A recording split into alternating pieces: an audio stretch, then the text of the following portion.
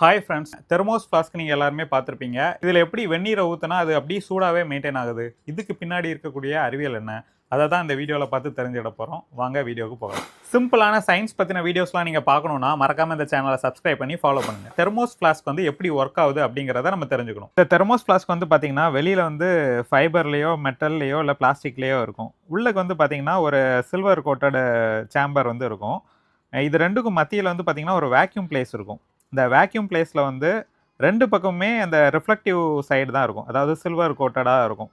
அதில் வந்து ஹீட் வந்து ஒரு சைடுலேருந்து இன்னொரு சைடு வந்து நம்மளால் கடத்த முடியாது. பொதுவாக ஹீட் வந்து பார்த்தீங்கன்னா கன்வெக்ஷன், கண்டக்ஷன், அப்புறம் ரேடியேஷன், இந்த 3 மெத்தடில் தான் ட்ரான்ஸ்ஃபர் ஆகும். இதில் வந்து கண்டக்ஷன் வந்து பார்த்தீங்கன்னா நம்ம எந்த பாத்திரத்தை சூடுபடுத்துகிறோமோ அந்த பாத்திரம் வழியாகவே அந்த ஹீட் வந்து இப்படி ட்ரான்ஸ்ஃபர் ஆகும். இதை வந்து கண்டக்ஷன் அப்படின்னு சொல்லுவோம். இந்த கன்வெக்ஷன் அப்படிங்கிற ப்ராசஸ் வந்து ஹீட் ஆக ஆக இந்த நமக்கு நீராவியாக மாறுறதோ, இப்போ நம்ம மேகம்லாம் உற்பத்தி ஆகுதுல்ல, அந்த ப்ராசஸ் வந்து கன்வெக்ஷன் அப்படின்னு சொல்லுவோம். ரேடியேஷன் அப்படிங்கிறது நம்ம எந்த மெட்டீரியலை பயன்படுத்தி நம்ம அதை ஹீட் பண்ணுறோம், அதோட எனர்ஜி ரிலீஸ் ஆகிறது மூலமாக ஹீட் வந்து ட்ரான்ஸ்ஃபர் ஆகிறது வந்து ரேடியேஷன் கான்செப்ட்.